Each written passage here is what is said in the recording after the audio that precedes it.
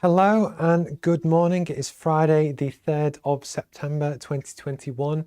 My name is Steve Pugh, and if we don't know each other, every Friday morning around 9 o'clock, I try and do a bit of a live stream Q&A. I have a business course called the Roadmap MBA. We're now in 23 different countries now. We shipped the first ones to the United Arab Emirates to Dubai last week. And it's really good for people to almost start to get more value out of the course. And one of the really things that's been really interesting actually is just to learn how people like to learn and how people like to interact. But then likewise, it's funny how so many people just love using the textbook in their own time to reference it just to help them boost sales or marketing or kind of add little bits to their jobs to really kind of help. Other people, like some of the regulars who I'm sure will comment on the stream, come to all the classroom sessions and really love to get involved. And what's been really interesting is just to learn from different people about what different people like to do and that kind of thing. So as part of the course, something I do every Friday morning is people can either send in questions through the week. So you have questions at roadmapmba.com and you can ask me any business or career related question and I will certainly do my best to answer it. Or what I also choose to do is pick out interesting or topical topics from the week to kind of talk about. And then I kind of go through it whilst I drop my pen. That's embarrassing, but you never know. But yeah, so then I tend to kind of go through these things on a Friday and just kind of talk about different things. And hopefully, it makes kind of interesting content. Good morning, Simon, as always. Matthew, good always. How underrated is cheese on toast? I'll be honest, I'm not a big cheese on toast fan. I'll just throw that out there. Just it's something I never really liked growing up. But maybe I would love to know, but no, I appreciate the comment and that's cool. And you'll also know, I love it when people get involved in the comments. They will pop up on the screen. I'm not too worried about the comments that generally come from Facebook, Twitter, LinkedIn and YouTube, but I do also stream to Twitch. So the worry is if I get any angry teenagers pop up and start saying things that I don't want to have broadcast, I might have to click some buttons, but it's worth the risk. But good morning, everyone. Should the state finance hair transplants for bald people?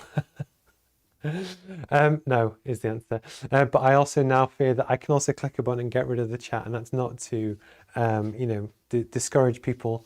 But likewise, it's I have to just make sure it's professional and nothing offensive. Good morning, Katie.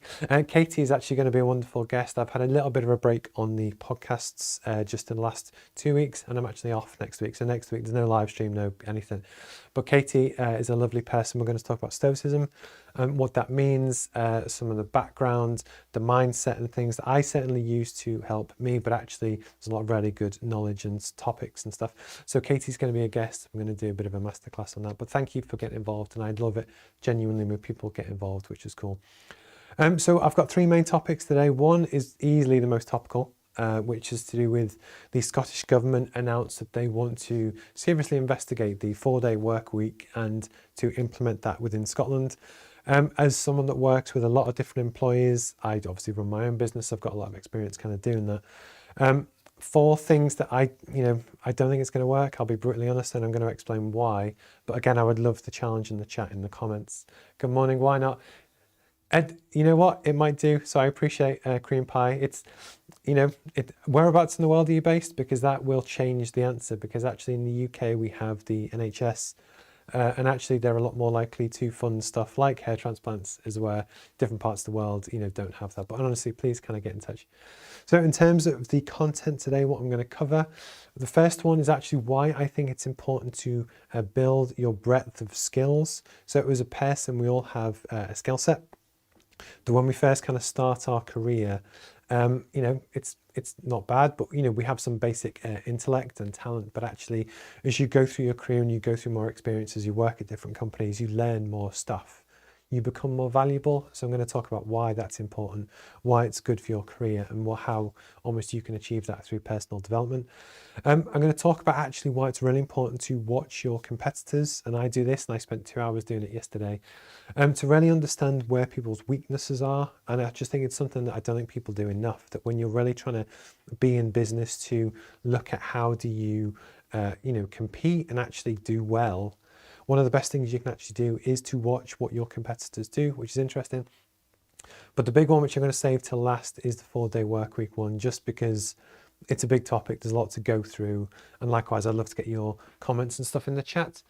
So if you can, please let me know where in the world you're watching from. We've had people from India before, Dubai, Turkey, America, China, all across the UK as well. So please kind of let me know. And last week again, we had Leeds. And just whilst I've remembered, so Jennifer, who commented on last week's live stream, also sent me her book, which we talked about. So I'm going to read this in the next few weeks, and then I might even get Jennifer on to talk about it. But I love the interaction, just to kind of learn more about different people, what they're up to, and their kind of projects, because that's essentially what we're all here to do, is to get involved, work on our personal development, and help develop our businesses or careers. Oh, so just clear my throat. But it's Friday. How's everyone's week been? I must admit it's been a pretty long week for me. A lot of progress made on a lot of different stuff, which is quite cool. Some more people interested on like a commercial level for the roadmap to roll out to large numbers of people, which is cool. And again, just one of the things that's important that we try and kind of talk about every week is just that for your own personal development, your own business, your YouTube channel, whatever it is, you don't have to make these massive changes to kind of get to the goal. It's all about making little tiny bits of improvement each week. And if there's something that you can do which just gets you a tiny bit further forward, so for me it's doing my live streams every week and just trying to learn and get better and do different bits, that's progress, and that's cool. So I'd love to know what you've done this week. If Jonathan joins, Jonathan, have you launched that website yet? Simon and all the regulars, I'd love to know what kind of stuff that you've done this week to help promote the business, promote your brand, promote your initiatives and things that you're passionate about. Please kind of let me know, because it's this kind of two-way learning and stuff. So the first what I'm going to do is all about your competitors.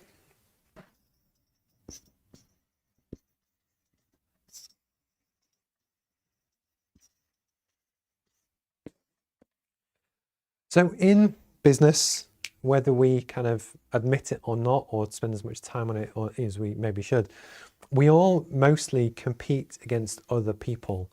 So for instance, I have a business course and there are hundreds of other business courses out there. So I spend a lot of time looking at what other people do, how they do it. Is it all online? Is there a physical textbook? Are there classroom sessions? Are the classroom sessions actually live that people can talk to you? Can people ask questions? How do you make it accessible and easy, and what's the price and that kind of thing? But the truth is, no matter what your business is, so Matthew, who mentioned about the cheese on toast, is very senior in a logistics company, but there's more kind of strings to the bow. Matthew, if you're seeing this, I'd love to know how you kind of check out your competition.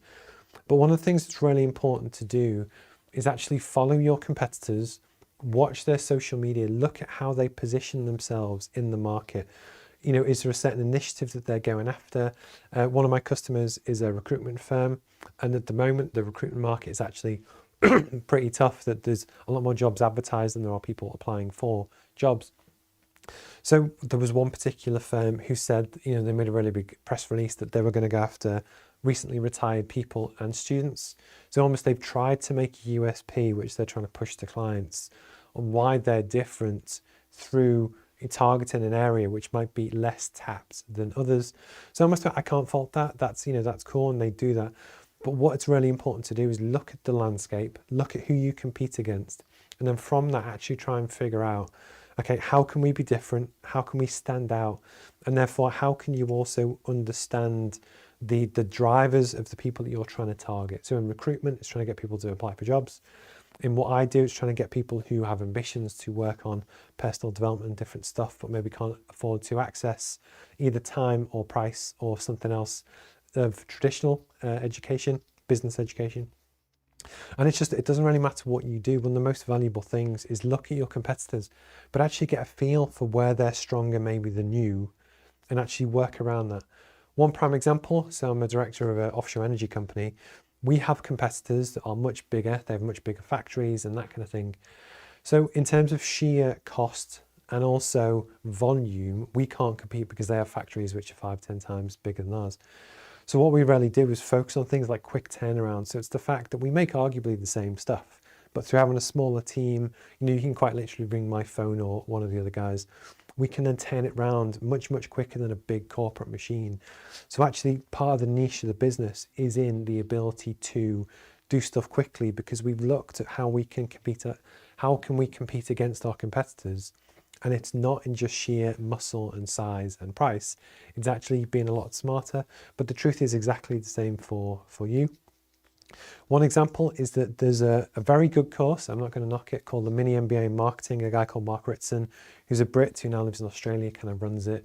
It's someone that I see as one of my enemies. If you look at it, it's someone that I would love to replicate. They've had, I think it's 20,000 people complete the course over its life, and I'm going to guess that's 10 years. But their course sells for £1,450, which times 20,000 is £28 million that they've took over time for their marketing course. And what I always find quite interesting, I have huge respect for Mark and what he does and how they've executed. It's very slick. It's very, very good, actually. But it was in the Q&A and almost in some of my kind of consumer research. A lot of the people on the course, they can watch the online video, and there's 10 online classes which you do over the course of 12 weeks, but they're all pre-recorded. And although they do the occasional classroom session like this, the actual classroom sessions aren't live. So they do Q&As where you can ask questions, but it's still like a step removed from, you don't actually get to speak to Mark Ritson and join a Zoom call and work through the 10 lessons at any one time together. And Mark's reasoning, because they did this virtual open day thing, which I watched yesterday, was that it was to, because you have people in different time zones around the world, they couldn't make it work in terms of having people accessible for Australia and America and whatever. So they went the digital route. And whilst that is partly true, because that's the route I originally went down, people still want the live interaction. So the truth is, and what you can do is just do the pain, create more classroom sessions. And yes, you have to work harder. So we have one that starts at 8 p.m. in the UK. We have another which is 7 a.m. But you can still cover the whole globe and have accessible materials as well as the videos. But my point is, through actually watching the guy talk and looking at how they do their course and how they do it differently, you can actually define your own niche as a way to do it better. And it was just something I thought was really interesting in terms of watching your customers, follow their social media, follow their press releases. If they're a big company, read their annual report. And actually they will often tell you clues and stuff about what their approach is. Then the more you understand about business strategy and stuff, we can then actually dive into this, and it's stuff we all cover in the course, but that will give you a competitive advantage just to help you move forward in your business or career. So it was just a short kind of segment I wanted to kind of touch on. But if you've got any questions, I'd love to know. And likewise, I'd also love to know how and if you track your customers, or if you don't, that's cool, but I'd love to know why not as well. Cool. I'm just going to jump back to the comments. Hi, Simon. Okay, I've been adding some new color options. Brilliant. So if anyone that can't read the comment from Simon, so Simon has a t-shirt brand business that we talk about most weeks. But what's great, Simon, is that you've iterated the product, a few times. That actually originally a lot of your t-shirt designs were text, and they're cool, and actually I quite like them. But the panda for me is the winner. That's the real gem that I wore it to play basketball with on Wednesday.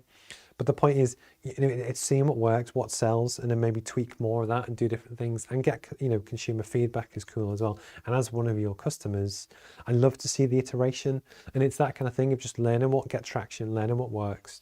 That's all we can do in business, and it's a really good kind of thing to do. Good morning, Jonathan. So I was listening in the van, Bluetooth. Have you done your website? We're talking about how, baby steps just to help us move forward. I'm only joking if you haven't, but it's more just about I want to be a friendly coach to I want you genuinely to be really, really successful at what you want to do. So I'm just want to be that friendly face that just give you a little nudge every so often. But thank you for getting in touch. We're on 9:13. I won't lie, with the chap on YouTube, I was a little bit worried that it was going to spiral in terms of comments, because it is a risky move to have the comments come live on screen, but I kind of like it. And then the truth is, even if it became not the kind of stuff that you would want to broadcast, I'd probably just style it out and change I can turn it off, but that would turn everyone off. But it is what it is. We try and work through. So we're on 9:14. Okay, next I'm going to do about building your bank of skills for your business or career.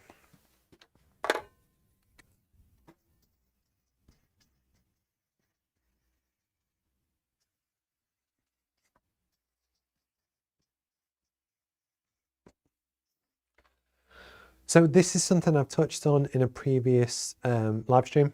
But I just think it's really important that I think people sometimes forget, how important different things are, but also that it's okay not to be the finished article, just in terms of your business and your career. And although I'm touching 40 now and I've been around quite a long time and I'm hopefully quite good at this, I'm still by no means the finished article in terms of everything that I want to do and achieve, etc. And, you shouldn't feel that you have to be either, if that makes sense. So what I'm going to do, I call these your skill banks. So basically I'm going to do start of career and then CEO stroke owner. So what I'm trying to demonstrate here, can you see that on the screen? Yes, you can. Is at the start of your career, we all have a range of skills that we're inherently born with. And I actually break these down into 8 different sections, which I split up into your technical and industry knowledge. What else have we got? You've got your interpersonal skills, how good you can communicate, etc. Your knowledge of strategy, marketing, sales. And then in the new version of the roadmap, which is going to launch soon, and anyone that's a paid member on the course or any of the regulars is going to basically get a free copy, which is cool. But the point is, across all of our careers, we actually have a range of skills and stuff that we do and what we're good at. When we first start our career, the truth is, we don't really have much industry knowledge because we're brand new to logistics or tech or coding or engineering or whatever. So we don't necessarily have great technical skill at the start of our career. We do still sometimes get people that are great communicators. You see people that are just born to sing or act or talk or both. There's plenty of people on the chat have really good banter. So Matthew Ward and a few of the others that they, basically they're just really good at talking to people. And the truth is they probably always were, which is quite cool, probably comes from childhood. But then just in terms of the other skill sets to do with how much you know about marketing and business strategy and sales, at the start of your career, it's probably quite low and you probably don't know anything about finance or running a business, etc., which is cool. As you go through your career, you tend to, and I could take the example of engineers, solicitors, lawyers, accountants, whatever, is that you get more industry experience. You're going to keep the same kind of skill set and in terms of your communication, your ability to talk to people and stuff. And then what tends to happen, and it's not true everywhere, but especially in bigger businesses, you get really, really good at one thing. So you might just be a brilliant salesman, or you might build your career as a coder or as an accountant or as a solicitor. So for the sake of the example, I'm just going to pick one of them, and you might get to 10 out of 10 just in terms of one particular skill set. But actually, there's still often halfway through your career, you might not necessarily know how to read a balance sheet, cash flow statement, profit and loss, etc., because you've never been taught to do it. So actually your finance maybe skills still remain low. But what's important in terms of just personal development and stuff is that if you're trying to become the CEO or the owner and actually just reach the top, and that can be whatever it is that you want to achieve, the truth is you need very good industry knowledge to figure out actually as a business, what do we do? How does it work? You need the good personal skills to be able to communicate and do everything like that. But actually, you also need to be good at strategy. You need to have a vague recollection, if not knowledge, on marketing. You have sales. But the point is, you actually need a fairly broad skill set across the board that often as a CEO or an owner, you can hire and employ 10 out of 10s who might be a 10 out of 10 in finance. So you might employ a CFO and you might employ a salesman that covers that. But the point is that the more you understand about these different topics, the more well-rounded you become as a business person. And especially in a smaller business, people who work in smaller businesses are often asked to wear more hats. They're asked to manage a team and sell to customers and do their day job, as where if you worked at a 50,000 person company, chances are you're just asked to specialize in one thing. So one of the things I love to talk about with the roadmap, and it's also one of the reasons that we do teach a whole breadth of skills that kind of cover, in my mind, everything you need to know to help run and grow a small business. And bear in mind, small business goes up to £50 million revenue per year. So we're not talking small business, but just in terms of SMEs as a general kind of guide, these are still pretty damn big kind of businesses. And what we do is teach the whole breadth of skills. And this is why When I mentioned before about actually some of the USPs versus my competitors, so the Mark Ritson course, the Mini MBA Marketing, it's a really, really good course and it's brilliant, but it's again just focused on one area. It's only focused on marketing because it's kind of focused at heads of marketing, marketing managers, and people in their career. So it just covers one area and it does it very, very well, and it will get you to 10 out of 10 in terms of brand management or marketing management. But for smaller companies, the truth is we need more than that to be successful. You need a broad range of skills. So that's one of the reasons why we have a clear differentiated value proposition versus most other courses, is because we try and teach the kind of the breadth of skills. And this is where it comes back to what I said before about how it is really important to watch your customers, recognize and acknowledge their strengths and why they're really good, but actually not be afraid to kind of find your own niche, if that makes sense. And then even in the classroom session on Tuesday night with the lady that came to that, we're looking at a potential career pivot, maybe launching a business, and really looking at actually how can we craft her a good solid niche that she knows with complete confidence that she can do better than anyone else, and really forge a whole business around that. And these are just part of the skills that we need, because most freelancers and people, you end up doing a little bit of everything. You have to manage your suppliers, customers, clients, you have to sell to people, you have to do your own marketing often.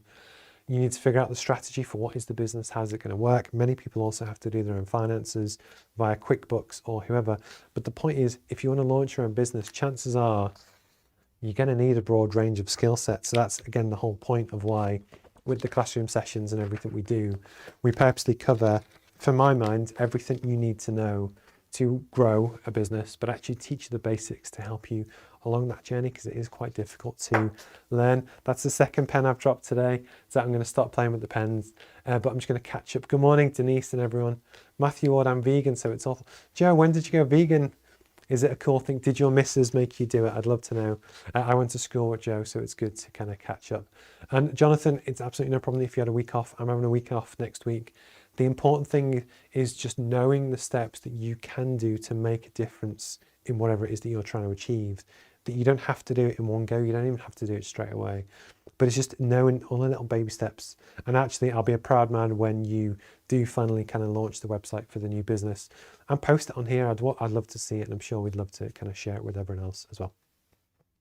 Okay, what are we on? 9:22. But hi, Denise. I missed you on Tuesday. So Denise was one of my regulars on the 3 p.m. Tuesday session. Brilliant business called John Nesbitt Engineering, based out of the northeast of England. We actually finished the course last week, the week before. But Denise is still more than welcome to any of the sessions, as anyone is. And then what we're also going to do is do more recaps and refreshers and stuff as well. Because actually the whole point of the course is that it gives you access to everything for 12 months. So although we can kind of bash through the content in kind of 12 weeks, if you want to, you do what Joe Molino did and smash through it in your own time. And that's cool as well. Send in the document. We send out the CPD certification.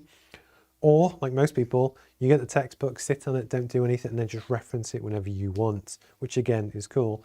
And the whole point is just that it's flexible around you. So even if you started a bank of sessions now to help craft your aims, visions, goals, personal brand, but then you take a break for Christmas or 3 months, you can still come back in 6 months' time and then finish the rest of the course. And it is that kind of flexibility is what I'm trying to build. And again, that's, I'm trying to make it useful for you. But again, I love the feedback. And yeah, Denise, it's always great to see the regulars get involved and stuff, which I genuinely appreciate too. Okay, so I'm going to finish.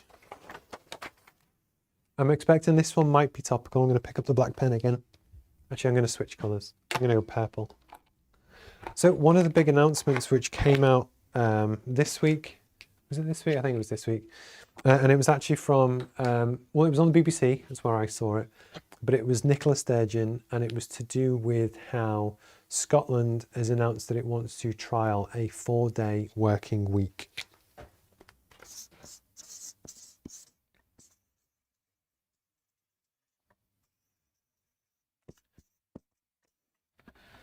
So what was quite funny, and this is going to be really topical because people have different views, and this is just my opinion on it from almost an outsider's kind of point of view. But I don't think it's going to work, and I want to give you the reasons why I don't think it's going to work. But I'm more than open to challenge and comment, and please say in the comments why you disagree, etc. So what I'm going to do is kind of draw out the idea of what was pitched. If I'm brutally honest, I think it was pitched as a vote winner because I think it would win votes. But I just think in practice, it's something that from a business person and someone that works with a lot of businesses that run and operate globally, why I don't think it's going to work. So in terms of what is the concept? So it's the same pay, reduced hours. So, like, I'm not being funny, that seems appealing. That actually, so what, I can get paid the same, but work one less day a week. Sounds great.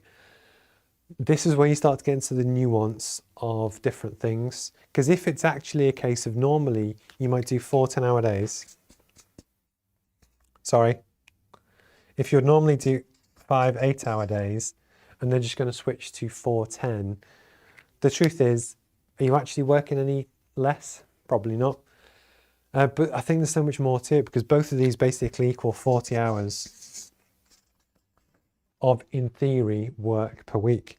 So the question would be, okay, well, actually, yeah, if I do that and I do those kind of longer shifts, will that mean I get 3-day weekends? And again, the concept of 3-day weekends sounds appealing. But actually, could this really work in the real world? I think the ways that it could work, and I'm going to throw this out there. Hi, Simon, total political stunt to win votes. I agree with you, but I just want to kind of explain why I think it is, because it's obviously a very hot topic, and I'm happy to discuss it. So where do I think this could work? The first one is if you've got a super niche job. So I'm going to pick Simon because he's talking.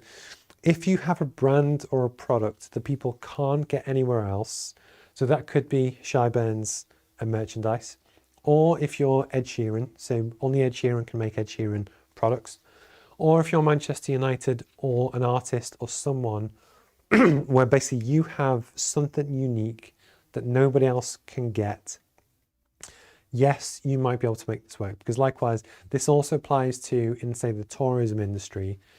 Imagine you have a coffee shop and it's right next to Durham Cathedral.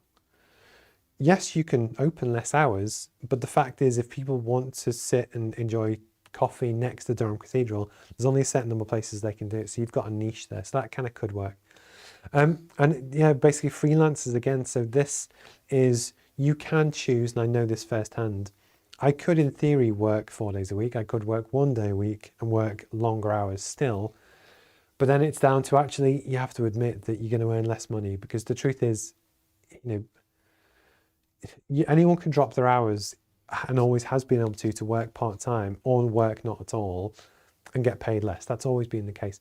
But I think what they're trying to do is sell a dream to say, actually, look, oh yeah, magically Scottish government will mean that through increased productivity, that I think what they were trying to do, and I think the dream of what they were trying to say, is actually to say that you would do 4 8-hour days, and then through increases in productivity, you would actually have the same output. So what they want to do is times that 1.25 to get the same output in terms of you'll be able to produce the same stuff.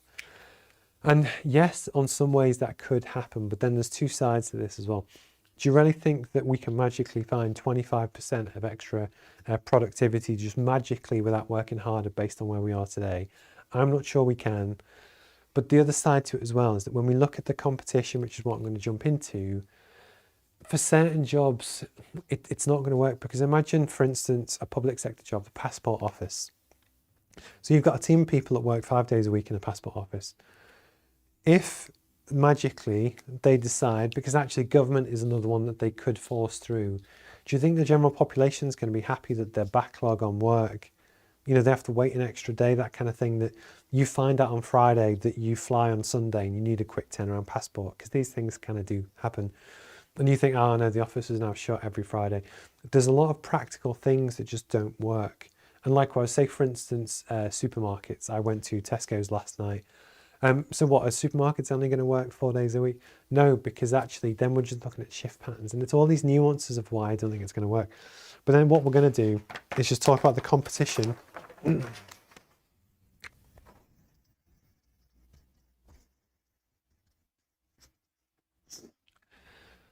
So that's meant to say global competition, by the way. But if we're looking, so I'm an engineer, and I work with and for a lot of engineering-based businesses that make physical stuff. So a lot of really good businesses, and we pride the UK on making the world's best stuff, and we then send that stuff around the world. So exporting is a really, really, really big thing. So say if we make pens and we make the best pens in the world, if you, for instance, have a manufacturing plant and you're going to make stuff, where you're kind of going to go is that, I'm going to draw this out. If you had a little stick man, I'm going to go back 100 years, and he's got a spade, and he basically has to work his number of hours to then build a big pile of dirt. Fine, okay, it kind of works. If we're looking at how we can increase productivity and efficiency, over time we can make new stuff, so we can make diggers and things that we can automate. And bear in mind, was it last week Elon Musk announced the automated robots that Tesla are looking to build. So anyway, so we fast forward, we increase productivity, but now this guy has a digger, and actually, instead of it used to take him 40 hours to do his amount of work with his spade, with the digger, he can now do it in 5. Great, happy days, he's a lot more efficient, and that in that case, yeah, you could probably drop the person's hours, and arguably if the company was still making the same amount of product in less time, you could just about justify how you could actually keep that person on at the same wages because you're getting the same output. But the big thing that most people miss, and it's almost naivety, is if people are investing in more automation, guess what? You don't need the person anymore. And this is again where, if we're looking at how businesses can be globally competitive in terms of making stuff, you see it all the time in food factories. You know, if you go back 50 years, it was all very manual. Lots of food factories near where I'm based, heavy automation, and the person now manages the machine to make sure the machine doesn't break down. But the better we get at better quality and maintenance and stuff, the amount of people we actually need to work reduces massively. So again, if you're the business owner and you're looking to create a machine which can generate profit whilst you sleep, and you have this machine that works away for you, yes, you could probably work reduced hours and get the same output, but it's going to actually hurt the lower skilled labourers first, which is really important. But ironically, this is the people that arguably it's meant to help the most. But the thing that I also thought was quite interesting was that I watched a video this morning on Forbes, because I'm posh, but it was on YouTube, and it was in China. There's something called the 996, and I will give someone £100 if they can comment within the next 20 seconds about what 996 is. Actually, I'm going to retract that comment because someone can Google it. Basically, in China, especially in the Chinese tech community, the new standard, and it's now a big problem in China, but the point is it still happens, is that if you want to get a well-paid job in a tech company, but I'm sure it's true across the board, is that they expect you to work basically from 9 till 9, so that's 12 hours a day, 6 days a week. And I did the maths before, so that's 72 hours a week. And this, because of backlash in China with workers and stuff, they've now changed it. And although the law says that they're not allowed to work more than 44 hours a week, same as in the UK, there's so many opt-out clauses. But what's interesting in China is that you have, and this will be true again around the world, imagine you're a Scottish manufacturer and you employ skilled trades and you have access to the best technology in the world, and you work 40 hours a week based on the new 4-day system. The people in China have access to the same technology, they just do. They arguably have access to more capital, but we'll park that one. But actually, if you have workforces around the world that are working 80% more hours than what we are, unless you have that defined niche where someone can't copy and do what you do, any form of manufacturing industry is an inherent massive competitive disadvantage against the rest of the world. That although there will be case studies for certain environments when you can drop your hours to 4 days and still get paid the same, and I can see how you might be able to swing that in some instances, but for our core industries, against the rest of the world, we haven't got a chance, because actually it doesn't matter what we do, the other countries will keep working away, working hard. And what you would essentially be doing, especially if it was mandated, which I know it never would be, is you're just making it harder for Scottish companies to be successful if it was almost brought in. Because the other thing that you've also done, even just through announcing it, is starting to get more and more disgruntled employees that want the benefits, they want the 4-day week, they want the improved pay, etc., but they can't have it because actually, if the company decides to go along the automation route, what you're essentially doing is actually getting rid of workers. So the way that companies can make the same amount of profit is through reducing overheads, reducing cost, even if it means that we invest more in productivity, which, although in one case will save people jobs, the truth is it'll actually also get rid of the job. And it was just something that, you know, a lot of people had missed that I'd love to talk about. And if you've got any comments, I'd love to kind of go through. And then actually, yeah, the other things, companies have fixed costs. So if you have an office-based company that could be a law firm, a marketing firm, where people can work from home, you could say, well, actually, if you reduce your costs, you can maintain the same productivity. But what I'm talking about here is industry and actually making stuff where you do need a factory, you need a production line, and you basically have to pay for that, and you pay for the rent and stuff for 24 hours a day, 7 days a week. So if you're only operating it 4 days of 7, it's not going to work. And then likewise, if to make up the other batch of days, so you still operate 7 days a week, you then need more people, and it's making the problem worse. And it's a hard one to tackle. But I'm sorry, but I just think it's a trying to vote win when there's no real way to actually physically pay for it. And then if business owners are encouraged to invest in increasing productivity, again, you need to be careful where that's going to go. That for what Malcolm Gladwell requires, jobs that require art. So anything which involves something that's creative, to react, to use knowledge, to do something different. So this is one that, for instance, you kind of need the skilled person to do that. But the risk is really in your skilled jobs, your skilled jobs, but also your unskilled jobs that could be potentially automated, and that could be via tech or physical stuff or anything else. I think actually in some ways you're then torpedoing your own workforce and population, which isn't great. And then the real thing that it really kind of comes down to is that we've got too many people, which is sad. That basically, 9 billion? You got 9 billion people in the world. The way that society is going in terms of tech and automation and food manufacture and stuff, there's too many people, not enough jobs. And yes, the jobs will change over time, but I don't think for the better. I think if anything, we're going to get bigger wage inequality. And this is what happened in China, that basically you have the middle class, upper class jobs where they work the 996 and they probably even get 80 grand a year to do it. But the other thing that the article talked about is that for these Chinese companies that provide the employment to be competitive at the decent salary, they have to work the hours. So if it was mandated that these Chinese companies work the same European hours or American hours or whatever, they wouldn't be competitive and therefore they'd go bust. And that's why this cycle will never work. But the reason why people work these long hours is because the wage inequality between the Chinese middle class that are on good wages and the lower class which aren't is so big that people are so scared to drop into that lower class and lose the opportunity to work their way out of poverty that someone died recently, that's why it kind of became on the news, because of this. And basically it's a really vicious, horrible cycle that, yes, it shouldn't be there, but the truth is it is. And what I would worry about with things like this, where, people think there's this magical dream of productivity, always put yourself in the shoes of the entrepreneur that actually take it to extreme, see where it could go, and it could actually end disastrous for a lot of people. So this was just something, because it was topical this week, I wanted to talk about. I'd love to get your comments. I'm just going to jump in. Hi, James. I experienced this in India. I questioned why they didn't use a forklift to load a container, and business owner said, yeah, and it's true.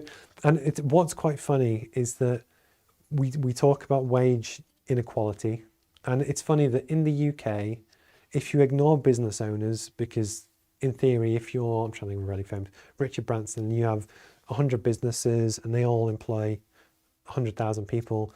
I get how you can become very, very rich. You can become a billionaire through doing stuff like that because they built the machine that scales. That I get it. But if we take owners out the picture and we look at paid employees, at the top end, again, if you take out some of the bankers or whatever, you're probably talking for 99% of people, maybe 200 grand a year, and our minimum wage in the UK is give or take 18,000. So although that is still what, 5 times, 7 times gap, it's not that bad. But the worry is in other parts of the world, it's huge. And what I'm trying to say is it's just, we need to also think about this as a country, how do we survive, how do we get through this, how do we compete globally?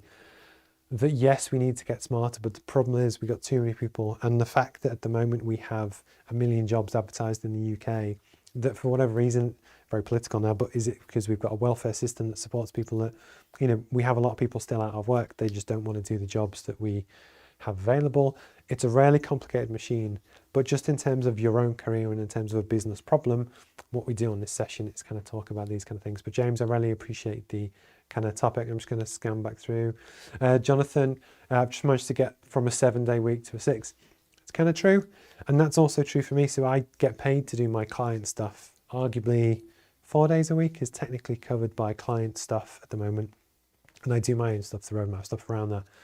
But the truth is, on weekends and evenings, I don't do 996 in terms of physical work, bashing stuff out.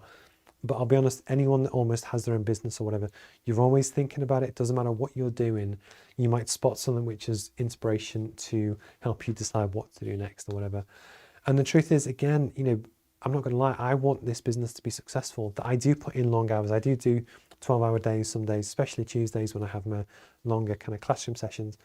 But it's because I know what I want to build. And, in some ways, if you chose to work different wage patterns or hours, that's absolutely cool.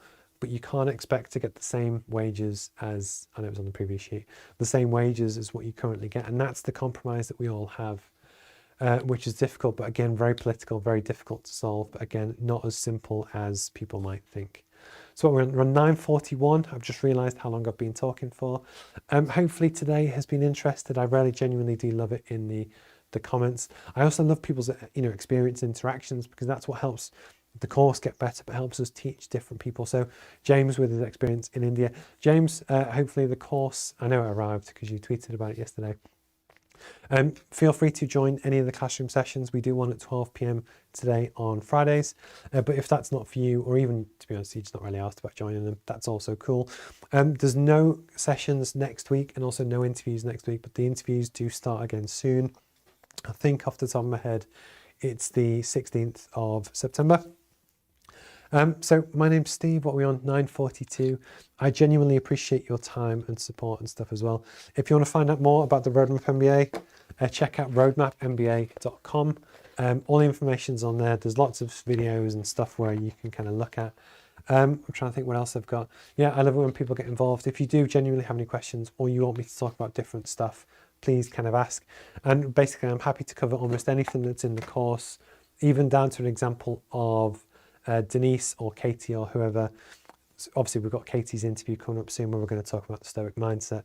But if you have a genuine business problem that you're looking to solve, you could be a freelancer just trying to think, actually, it's not quite working at the moment. What can I do? Send me a confidential email to questions@roadmapmba.com or drop me a DM or whatever in LinkedIn. I'll happily answer it if I can. And yeah, cool. So have a wonderful Friday, everyone. Hopefully you have a great week, a great weekend. Get some time off. I'm really looking forward to a break. I must admit, it's been a while since I've kind of had one. But actually, I don't mind because I enjoy this. I really enjoy kind of working. And then I've got another guest in a few weeks' time, and we're going to talk about job crafting as well. So that's almost how you can build your dream job or career around your passions, which is something else that we taught you on the course as well. So have a wonderful day. My name's Steve Pugh, if we don't know each other, and hopefully we'll speak soon. All right, cheers guys. Thank you. Bye-bye.